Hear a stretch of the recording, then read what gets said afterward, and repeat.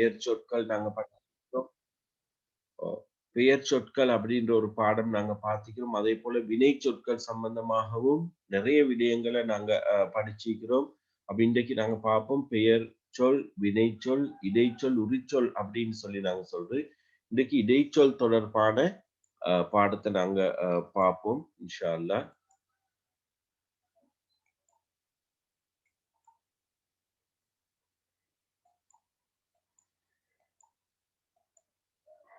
Right.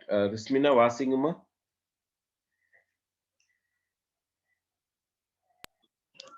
இடைச்சொல் பெயர் சொல்லையாவது வினை சொல்லையாவது சார்ந்து வரும் சொற்கள் இடைச்சொற்கள் எனப்படும். பெயர் சொல் வினை சொற்களைப் போல இடைச்சொல் தனித்து வந்து பொருள் தர மாட்டாது. சில சொற்கள் தனித்து வந்து பொருள் தரும். பெயர் வினை சொற்களின் முன் பின்னாக வரும் ஓரிடத்தில் ஒன்றாயினும் பலவாயினும் வரும். இடைச்சொல்லின் வகைகள் இரண்டு சொல் சேரும் போது அப்பொருள் விளங்க வரும். வினைச்சொல்லை முடிக்கும் போது காலத்தை உணர்த்தி வரும். வேற்றுமை பொருளிடத்து உருவாக வரும். பொருளற்று துணையாக வரும். ஒளியை நிறைக்க பொருளாக வரும். ரைட். ஓகே. முகமது வாசிங் ராஜா.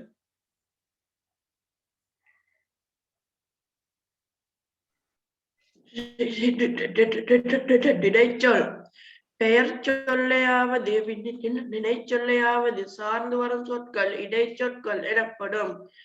பெயர் சொல் வினை சொற்களைப் போல இடைச்சொல் தனித்து வந்து பொருள் தர மாட்டாது. சில சொற்கள் தனித்து வந்து பொருள் தரும். பெயர் வினை சொற்களின் முன் பின்னாக வரும் ஓரிடத்தில் ஒன்றாயினும் பலவாயினும் வரும். இடைச்சொற்களின் வகைகள் ரெண்டு சொல் சேரும் போது அப்பொருள் விளங்க வரும். நினைச்சொல்லை முடிக்கும் போது காலத்தை உணர்த்தி வரும். வேற்றுமை பொருளிடத்து உருவாக வரும். பொருளற்ற துணையாக வரும். ஒளியை நிறைக்க பொருளாக வரும். ஒளியை நிறைக்க பொருளாக வரும் அப்படின்னு சொல்லி நாங்க சொல்றது. ரைட். ஓகே. ஹசீனா வாசிங்கம்மா. ஹசீனா வாசிங்க. அதுக்கு பிறகு ரிஃப்கத் அலி வாசிங்க. ஹசீனா அதுக்கு பிறகு ரிஃப்கத் அலி. இடைச்சொல் பெயர் சொல்லையாவது வினை சொல்லையாவது சார்ந்து வரும் சொற்கள் இடைச்சொற்கள் எனப்படும். பெயர் சொல் வினை சொற்களை போல இடைச்சொல் தனித்து வந்து பொருள் தர மாட்டாது. சில சொற்கள் தனித்து வந்து பொருள் தரும். பெயர் வினை சொற்களின் முன் பின்னாக வரும் ஓரிடத்தில் ஒன்றாயினும் பலவாயினும் வரும். இடைச்சொல்லின் வகைகள் இரண்டு சொல் சேரும் போது அப்பொருள் விளங்க வரும். வினை சொல்லை முடிக்கும் போது காலத்தை உணர்த்தி வரும். வேற்றுமை பொருளிடத்து உறுப்பாக வரும். பொருளாற்று துணையாக வரும். ஒளியை நிறைக்க பொருளாக வரும்.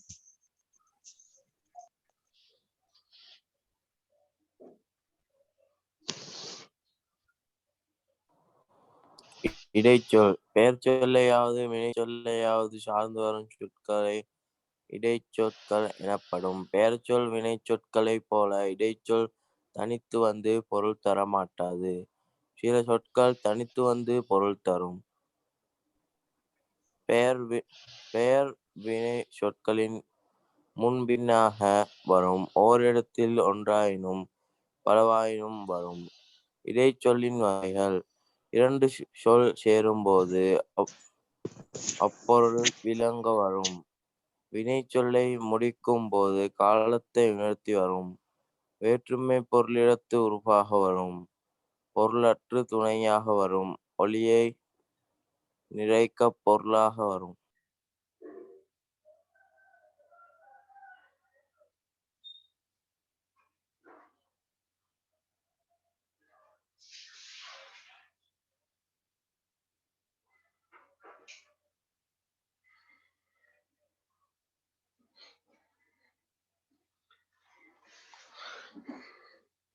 ரைட். நாங்க பார்க்கலுமா இடைச்சொற்கள் அப்படின்னு சொல்லி நாங்க பார்க்கிற நேரம் ஏற்கனவே நாங்க பெயர் சொல் பார்த்திக்கிறோம். பெயரை குறிப்பது பெயர் சொல் அப்படின்னு சொல்லி நாங்க சொன்னோம். யாதாயினும். ஒரு பெயரை குறித்து வருவது பெயர் சொல் என்று சொல்லி பார்த்தோம். ஒரு செயலை குறித்து வருவது வினை சொல் என்று சொல்லி நாங்க பார்த்தோம். அதே போல இடைச்சொல் என்று சொல்றதுமா பெயர் சொல்லையாவது வினை சொல்லையாவது சார்ந்து வரும் சொற்கள் இடைச்சொற்கள் எனப்படும். அப்ப தனித்து வராது பெரும்பாலும் இடைச்சொற்கள். பெயர் சொல் வினை சொற்களை போல இடைச்சொற்கள் தனித்து நின்று பொருள் தர மாட்டாது. சில சொற்கள் தனித்து வந்து பொருள் தரும். பெயர் வினை சொற்களின் முன்பின்னாக வரும். முன்னுக்கும் வரையிலும் பின்னுக்கும் வரையிலும் ஓரிடத்தில் ஒன்றாயினும் பலவாயினும் வரும். அப்ப இடைச்சொற்கள் மிக முக்கியமான ஒரு பாடமாக நாங்க பார்க்கிறோம். நானு அப்ப நீங்க தெளிவாக விளங்கிக் கொள்ளணும். இடைச்சொல்லின் வகைகள், இடைச்சொல்ல நிறைய வகைகள் இருக்குது. 2 சொல் சேரும் போது அப்பொருள் விளங்க வரும் அப்படின்னு சொல்லப்படுது. 2 சொல் சேர்ற நேரம் அந்த பொருள் விளங்கிக் கொள்றதுக்காகவே இந்த இடைச்சொற்கள் பயன்படுத்தப்படையிலும் வினை சொல்லை முடிக்கும் போது காலத்தை உணர்த்தி வரும். வினை சொற்களை முடிக்கிற நேரம் காலம் உணர்த்தி, உங்களுக்கு தெரியும் காலம் உணர்த்துற உறுப்பு நாங்க பார்த்தோம். பகுதி, பகுபத உறுப்புகள்ல பகுதி, விகுதி, இடைநிலை என்று சொல்லி பார்த்தோம். அப்ப அதுலமா நீங்க நல்லா யாரு வச்சுக்கொள்ளணும். பகுதி மட்டும்தான் வினை அடி. மற்றது அதனோடு சேர்க்கப்படுற ஒவ்வொரு உறுப்பும் பகுபத உறுப்புகள் சந்தியாக இருக்கேலும், இடைநிலையாக இருக்கேலும், விகாரமாக இருக்கேலும், விகுதியாக இருக்கேலும் எல்லாமே சொல்லாக்கத்துல இடைச்சொல்லாகத்தான் பார்க்கப்படுது. ஆகவே நீங்க நல்ல யாது வச்சுக்கொள்ளணும். பெயர் சொல்லையாவது வினை சொல்லையாவது சார்ந்து வரும் என்று சொல்லி நாங்க சொல்றோம். பெயர் சொல் வினை சொற்களை போல இடைச்சொற்கள் தனித்து வர மாட்டாது. முன்பின்னாக வரையிலும் ஒரு இடத்துல ஒன்றும் வரையிலும் பலவும் வரையிலும் அப்படின்னு சொல்லி நாங்க பார்க்கிறோம். அப்ப 2 சொல் சேரும் போது அப்பொருள் விளங்க வரும். வினை சொல்லை முடிக்கும் போது காலத்தை உணர்த்தி வரும். வேற்றுமை பொருளிடத்து உருவாக வரும். வேற்றுமை பொருளிடத்து உருவாக வரும் என்று சொல்லப்படுது. பொருளற்று துணையாக வரும் அப்படின்னு சொல்றது. ஒளியை நிறைக்க பொருளாக வரும். இது தனித்தனியா நீங்க பார்க்கக்குள்ளே உங்களுக்கு மிக இலகுவாக விளங்கிக் கொள்ளேனும் அப்படின்னு சொல்லி நான் நினைக்கிறேன். தம்முடைய குறிப்பால் பொருளை உணர்த்தும் அப்படின்னு சொல்லி நாங்க சொல்றது. ரைட். இப்ப நீங்கம்மா பெயர் சொல் வினை சொல் இடைச்சொல் தொடர்பாக ஒரு ஆள் டக்குன்னு பெயர் சொல்லுண்டா என்ன, வினை சொல்லுண்டா என்ன, இடைச்சொல்லுண்டா என்ன அப்படின்னு டக்குன்னு ஒரு ஆள் சொல்லிட்டீங்கன்னு சொன்னா லேசாய்க்கும். அப்ப உங்களுக்கு இலகுவாக இதை விளங்கிக் கொள்ளக்கூடியதாக இருக்கும் அப்படின்னு சொல்லி நான் நினைக்கிறேன். ரைட். ஒரு ஆள் சொல்லுங்க பெயர் சொல் வினை சொல் இடைச்சொல் அப்படின்னா என்ன?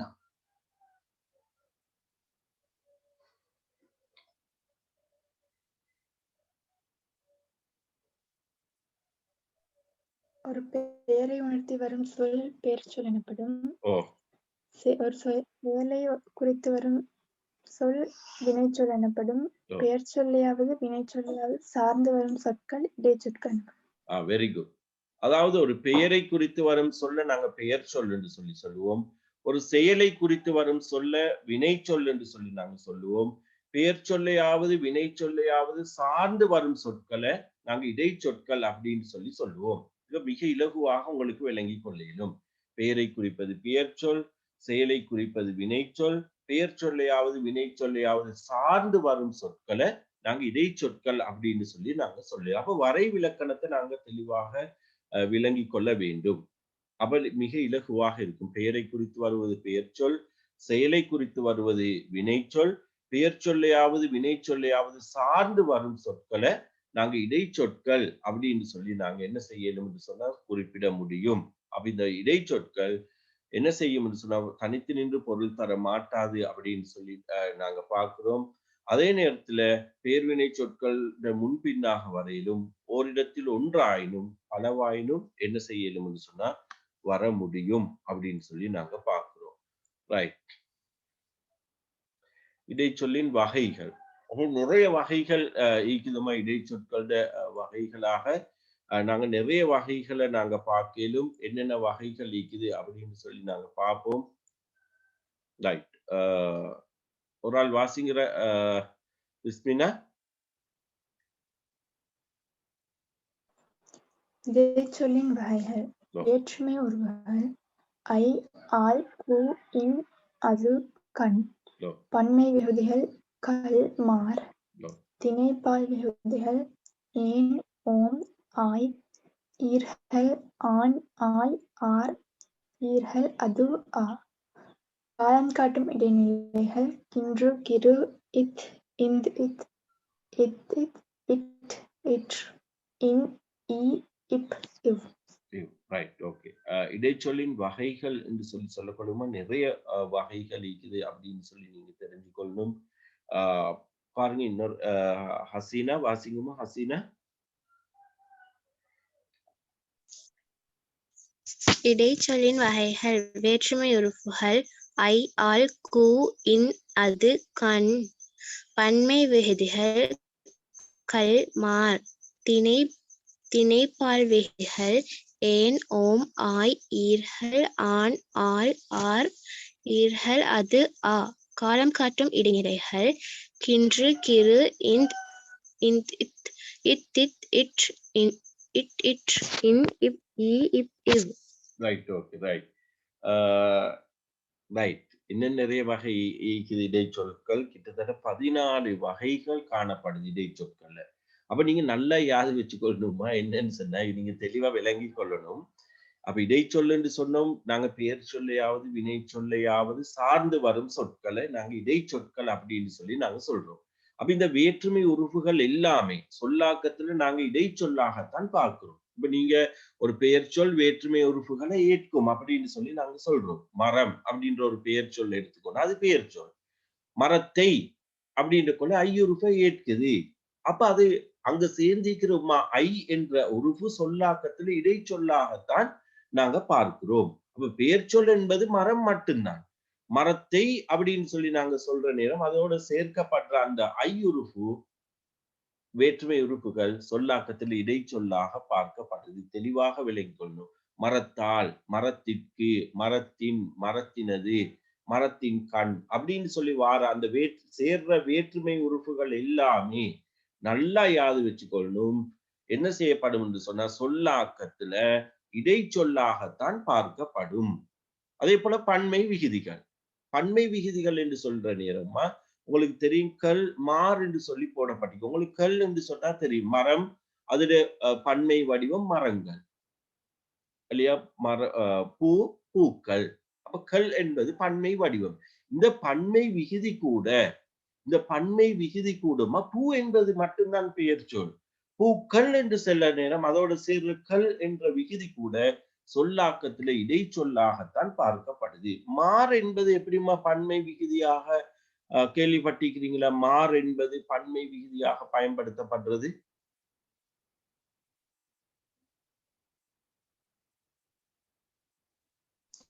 அம்மாமார். Very good. நாங்க சொல்றோம் சில இடங்கள்ல அம்மாமார், அக்காமார், அண்ணன்மார், தம்பிமார். தம்பிட பன்மை வடிவம் தம்பிகள் அல்ல, தம்பிமார். அண்ணன்ட பன்மை வடிவம் அண்ணன்மார் அப்படின்னு சொல்லித்தான் சொல்ற. அம்மா, அம்மாக்கள் என்று சொல்லி சொல்றது இல்ல, அம்மாமார் என்று சொல்லித்தான் சொல்லப்படுது. அப்படின்னா தெளிவாக நாங்க தெரிஞ்சுக்கொள்ளணும். மார் என்பதும் ஒரு பன்மை விகுதியாக பயன்படுத்தப்படுது. இந்த பன்மை விகுதிகள் கூட சொல்லாக்கத்துல இடைச்சொல்லாகத்தான் பார்க்கப்படுது. அப்ப அந்த பெயர் சொல்லோட சேர்ற அந்த பன்மை விகுதிகள் கூட வேற்றுமை உறுப்புகள் எல்லாமே இடைச்சொல் என்று சொல்லி நாங்க சொல்லாக்கத்துல பார்க்கிறோம். பன்மை விகுதிகள் எல்லாமே நாங்க சொல்லாக்கத்துல இடைச்சொல் என்று சொல்லி பார்க்கிறோம். திணை பால் விகுதிகள் ஏன், வந்தேன், அதுல ஏன், வந்தோம், ஓம் விகுதி இல்லையா?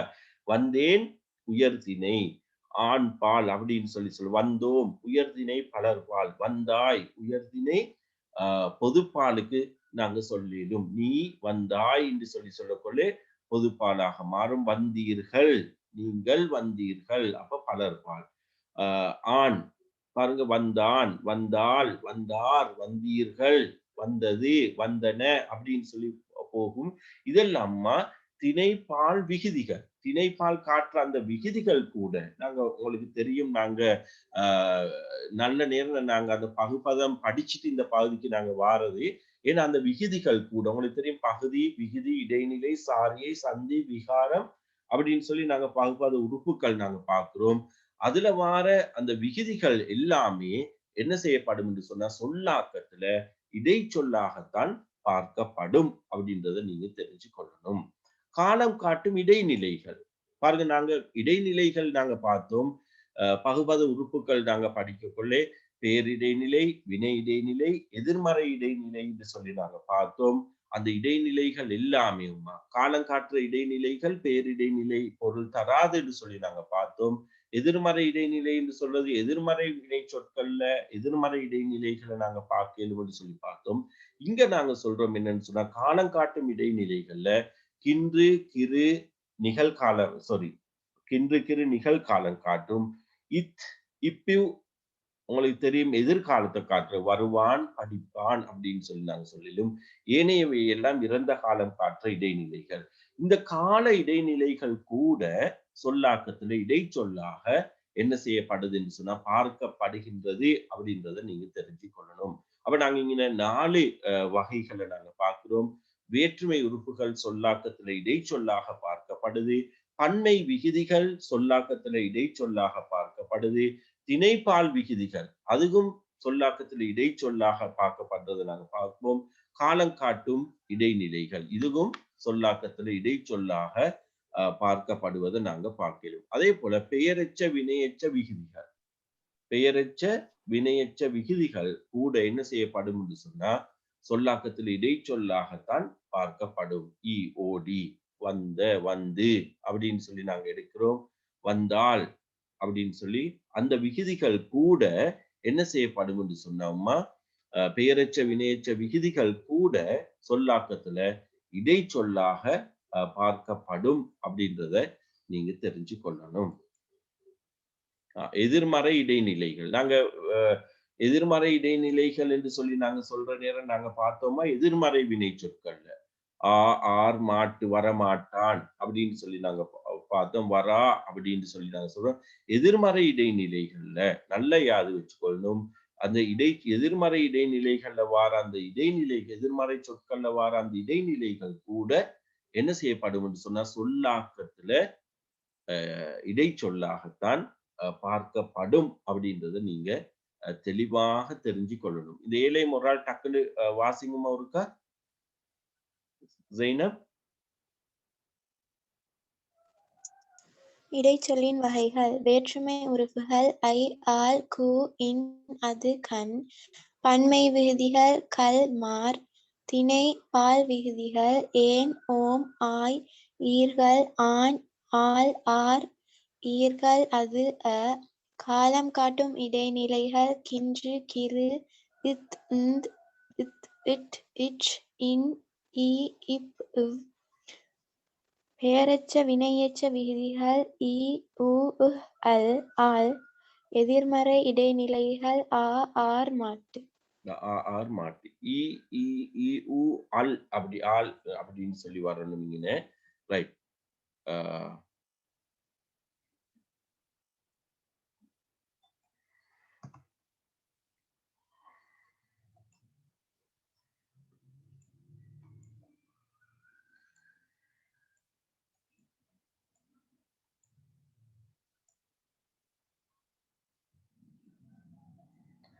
கொஞ்சம்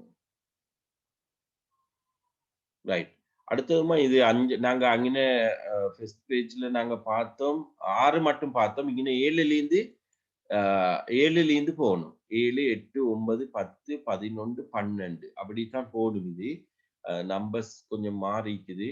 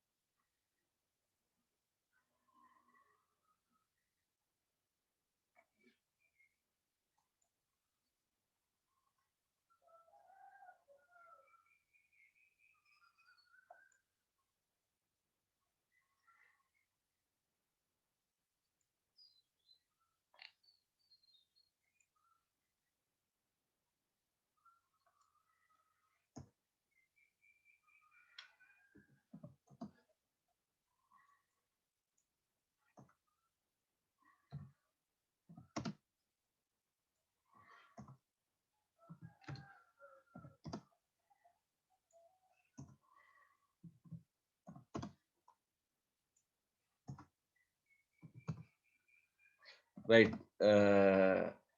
ஹசீனா, பெயர் சொல்லுண்டா என்ன? ஹசீனா, பெயர் சொல்லுன்னு சொன்னா என்ன?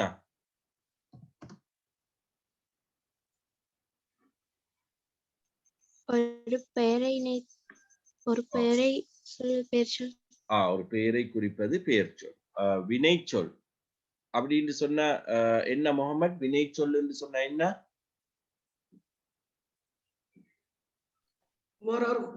ஒரு செயலை உணர்த்தி வருவது.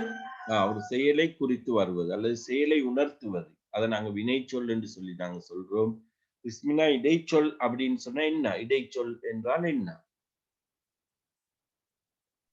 பெயர் சொல்லையாவது வினை சொல்லையாவது சார்ந்து வருவது. சார்ந்து வாருது. அப்ப நாங்க இப்ப இடைச்சொற்கள் என்று சொல்லக்கொள்ளையுமா தனித்து வராது என்று சொல்லி பார்த்தோம். பெயர் சொல் அல்லது வினைச்சொல்லை சார்ந்து வரும். ஒரு இடத்தில் பெயர் சொல் முன்பின்னாக வரும் என்று சொல்லி சொன்னோம். ஒரு இடத்தில் ஒன்றாயினும் பலவாயினும் வரையிலும் அப்படின்னு சொல்லி நாங்க பார்க்கிறோம். அதே போல இப்ப நாங்க பார்த்தோம் அங்க என்னென்ன வேற்றுமை உறுப்புகள், பன்மை விகுதிகள், பெயரெச்ச வினையெச்ச விகுதிகள் அப்படின்னு சொல்லி நாங்க பார்த்தோம். அதே போல எச்சவினை விதிகள், அதாவது எதிர்மறை இடைநிலைகள். இடைநிலைகள் என்று சொல்லி ஒன்று பார்த்தோம். எதிர்மறை இடைநிலைகள் என்று சொல்லி நாங்க ஒன்று பார்க்கிறோம். அப்ப எல்லாமே சொல்லாக்கத்துல இடைச்சொல்லுக்கு தான் நிறைய பகுதி போகுது. ஏன்னா பெயரையாவது வினையாவது சார்ந்து வரக்கூடிய சொற்கள். இப்ப அடுத்தது நாங்க பார்ப்போம். 8 14 வகை இருக்குதுமா. அந்த 8, 9, 10, 11, 12, 13, 14 இத ஒரு ஆள் வாசிக்கலும். முகமது வாசிங்க ராஜா. முகமது.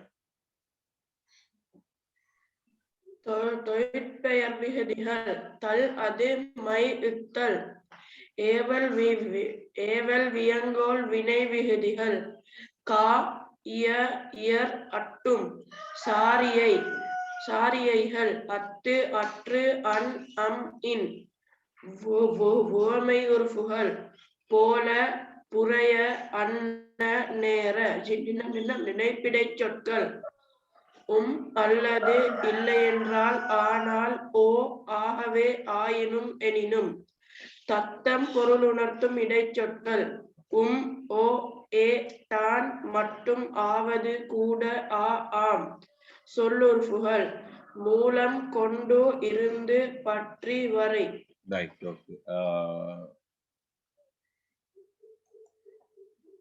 ரிஃப்கத் அலி வாசிங்க ராஜா. ரிஃப்கத் அலி.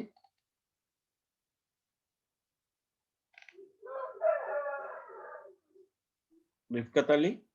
தொழிற்பெயர் விகுதிகள் தல் அது மை இத்தல் ஏவல் வியங்கோல் வினை விகுதிகள் கா இயர் அட்டும் சாரியைகள் அத்து அற்று அன் இம் இன் ஊமை உறுப்புகள் போல புறைய அன்ன நேர்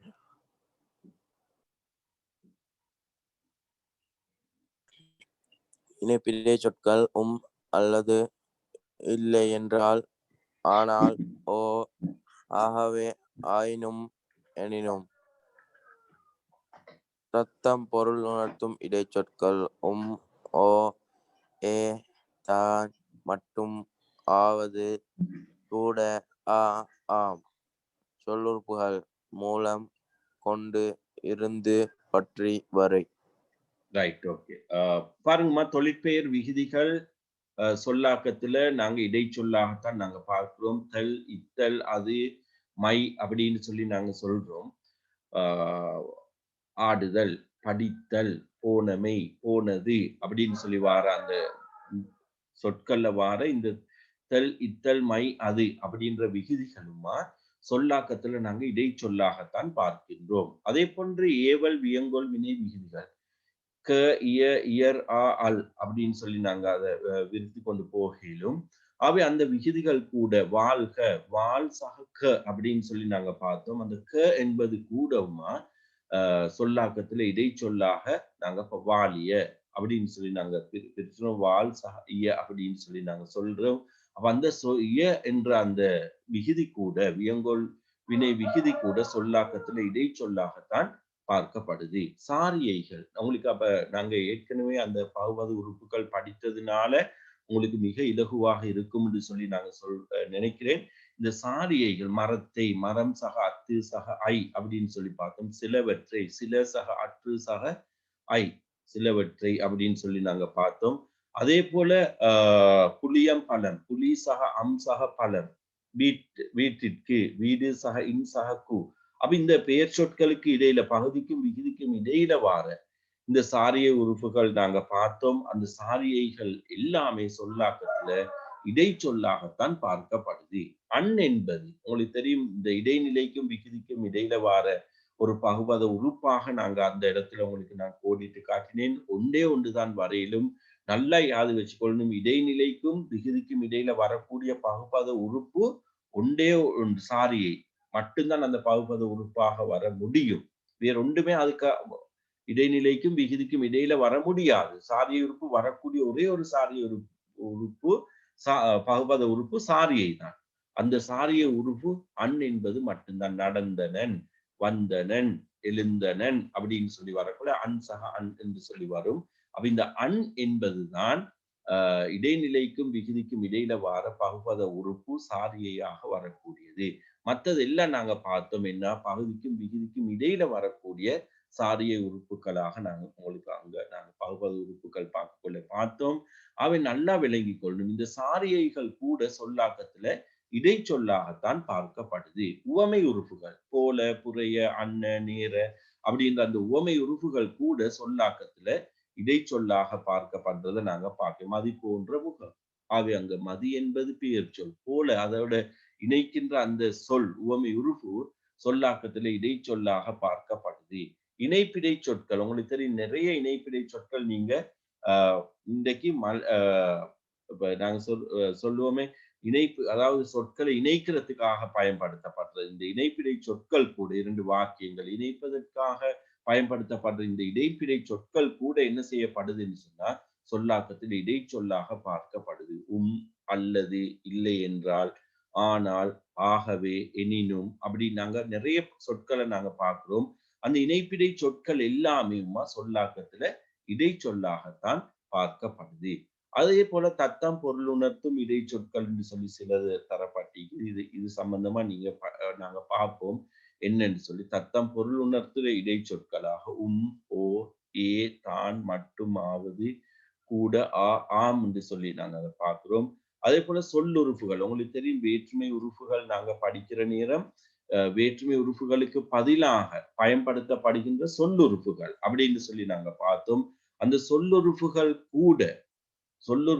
கூட என்ன செய்யப்படுதுன்னு சொன்னா சொல்லாக்கத்துல இடைச்சொற்களாகத்தான் பார்க்கப்படுது. மூலம், கொண்டு, இருந்து, பற்றி, வரை அப்படி நாங்க சொல்லுறுப்புகள் நிறைய இருக்குது. அந்த சொல்லுறுப்புகள் கூட சொல்லாக்கத்துல என்ன செய்யப்படுதுன்னு சொன்னா இடைச்சொற்களாக தான் பயன்படுத்தப்படுது. ஆகவே இவ்வாறு நாங்க இடைச்சொற்கள் என்று சொல்லி பார்க்க கொண்டிருந்தோம். இந்த வகைப்பாடுகள் அதை பிரிச்சு நாங்க லேசா விளங்கி கொள்றதுக்காக வேண்டிதான் இப்படி அவங்க என்ன செய்யறாங்கன்னு சொன்னா வகைப்படுத்தி தரப்பட்டிருக்குது. அப்ப 14 கிட்டத்தட்ட 14 வகையாக அது வகைப்படுத்தப்படுது அப்படின்னு சொல்லி நாங்க பார்க்கலாம். அப்ப நீங்க விளங்கி கொள்ளணும் என்னன்னு சொன்னா பெயர் சொல் என்று சொல்றது பெயரை குறிப்பது, வினை சொல் என்று சொல்றது செயலை குறிப்பது, இடைச்சொல் பெயர் சொல்லையாவது வினை சொல்லையாவது சார்ந்து வருது. அப்ப இது இந்த நாங்க பார்க்கிற 14 வகையும் பெயர் சொல்ல சார்ந்து வரும் அல்லது வினை சொல்ல சார்ந்து வரக்கூடிய சொற்களாக நாங்க பார்க்கிறோம். அவை மிக இலகுவான ஒரு பாடம், தெளிவாக நீங்க படிச்சு கொள்ளணும். நான் நினைக்கல உங்களுக்கு இப்படி எங்கேயும் சொல்லி தரப்படும் அப்படின்னு சொல்லியும் நான் நினைக்க இயலாது. ஆகவே தெளிவாக இந்த பகுதிகளுமா இலக்கண பாடங்களை நாங்க விளங்கி கொள்வோம்னு சொன்னா இலகுவாக இருக்கும் அப்படின்னு சொல்லி நாங்க சொல்றோம். இப்ப ஏகார இடைச்சொல் உணர்த்தும் பொருள். இப்ப இந்த ஏகாரம் உணர்த்துற பொருள் இங்கு பரீட்சை வினாத்தால் உங்கள்கிட்ட சில பொழுதுகள் கேட்கலும். படிக்கவோ வந்தாய், இங்கு ஓ என்பது படிக்கவோ வந்தாய் ஏகார இடைச்சொல் உணர்த்தும் பொருள். இங்கே ஏகாரம் என்று சொல்லி ஓகார இடைச்சொல் உணர்த்தும் பொருள்.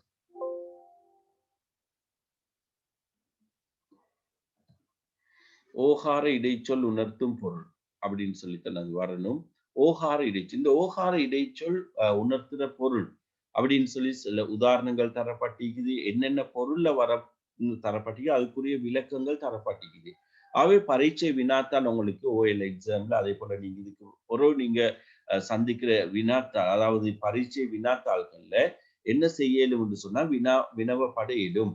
படிக்கவோ வந்தாய், படிக்கவோ வந்தாய். அப்ப படிக்கவோ வந்தாய் அப்படின்னு சொன்னா இங்க ஓ அப்படின்ற அந்த இடை இடைச்சொல் என்ன பொருளை உணர்த்துது? படிக்கவோ வந்தாய். அப்ப அது சொல்லப்படுது என்ன பொருள் என்று சொல்லாம ஒலி இசை படிப்பதற்கு அல்லாமல் விளையாட வந்தாய் என ஒளிந்த பொருளை தருகிறது. அப்ப படிக்காம வேற என்னத்துக்கு சரி வந்ததாக, படிக்கிறதுக்கு வராம வேறொன்றுக்கு வந்ததாக அந்த ஒளிந்த பொருளை தருவதால அதை நாங்க ஒலி இசை அப்படின்னு சொல்லி நாங்க சொல்றோம். அப்படி ஒவ்வொரு உதாரணம் தரப்பட்டிருக்குது. ஆஹ் யாரு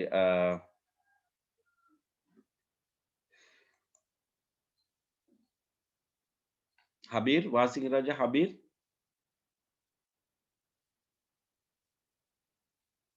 ரைட். ஜெய்னப் வாசிங்கம்மா. ஜெய்னப். ஓகார இடைச்சொல் உணர்த்தும் பொருள். படிக்கவோ வந்தாய் ஒலி இசை படிப்பதற்கு இல்லாமல் விளையாட வந்தாய் என ஒளிந்த பொருளை தருகிறது. மகனோ மகளோ வினா வினா பொருளை தருகிறது. மகா கவிஞன் இவன் உயர்வு சிறப்பு உயர்வின் மிகுதியை விளக்கிறது. ஓ கொடியவன் இவன் ஒளிவு சிறப்பு இழிவின் மிகுதியை விளக்கிறது.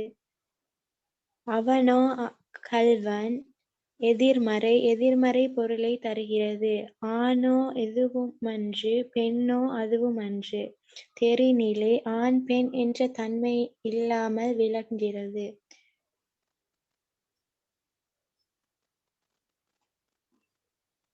உறுதியுணராத கொட்டாரை ஓ தமக்கோ உறுதி உணராரோ கழிவிரக்க பொருளை தருகிறது. இவனோ இளையவன் பிரிநிலை பிரிவிலிருந்து பிரிந்து நிற்கிறது. ரைட். ஓகே. கொஞ்சம் இருக்குமா.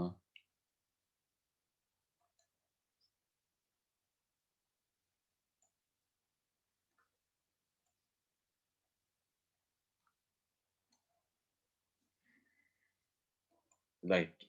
ரிஸ்மினா வாசிங்கம்மா.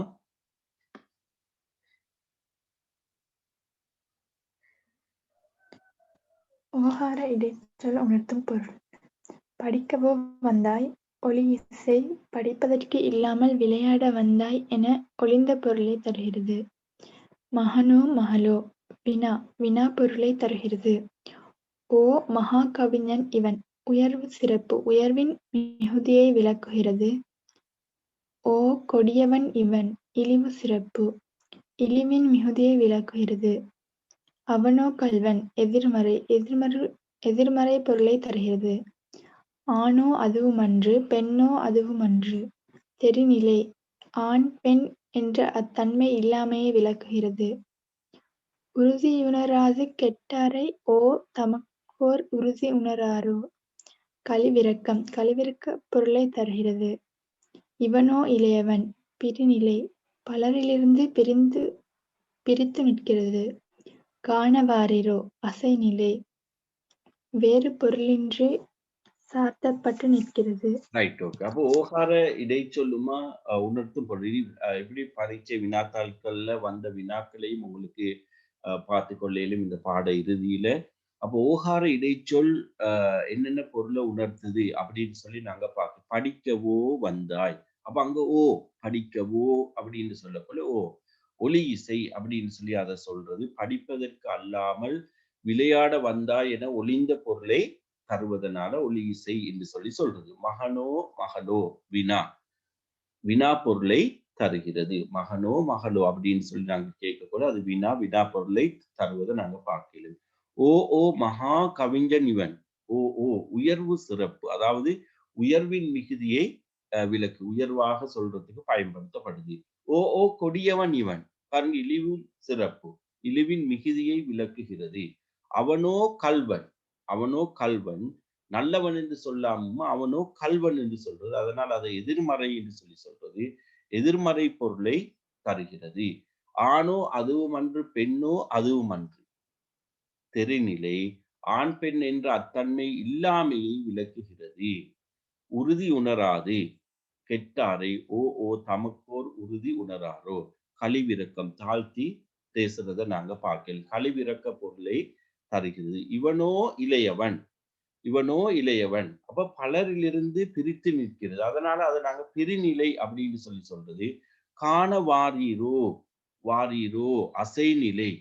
அதாவது வேறு பொருளின்றியுமா சார்த்தப்பட்டு வர இறுதியில சார்த்தப்பட்டு வாரதுனால அது அசைநிலை அப்படின்னு சொல்லி நாங்க சொல்றது. அப்போ ஓகார இடைச்சொல் என்ன செய்யணும்னு சொன்னா இன்னின்ன பொருள்கள்ல வர முடியும். ஹசீனா ஒருக்க வாசிங்குமா ஹசீனா?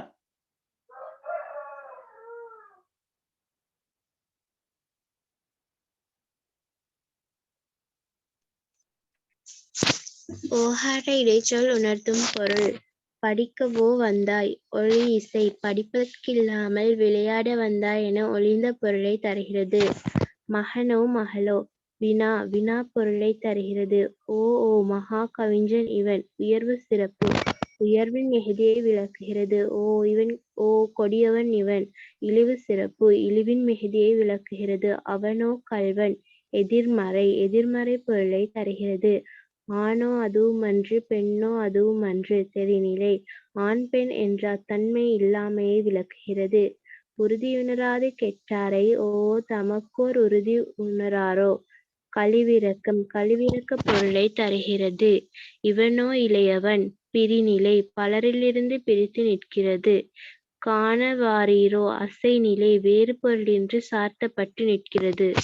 வேறு பொருள் இல்லாம சார்த்தப்பட்டு நிற்காவே இந்த ஓகார இடை சொல்லுமா ஒளி இசை வினா உயர்வு சிறப்பு இழிவு சிறப்பு எதிர்மறை தெரிநிலை கழிவிறக்கம் பிரிநிலை அசைநிலை ஆகிய பொருள்கள்ல வர முடியும் அப்படின்றத நீங்க தெரிஞ்சுக்கொள்ளணும். ஆகவே உங்களுக்கு பரீட்சை வினாத்தால் மகனோ மகளோ இங்கு ஓகாரம் உணர்த்துற பொருள் என்னன்னு சொல்லி கேட்டா வினா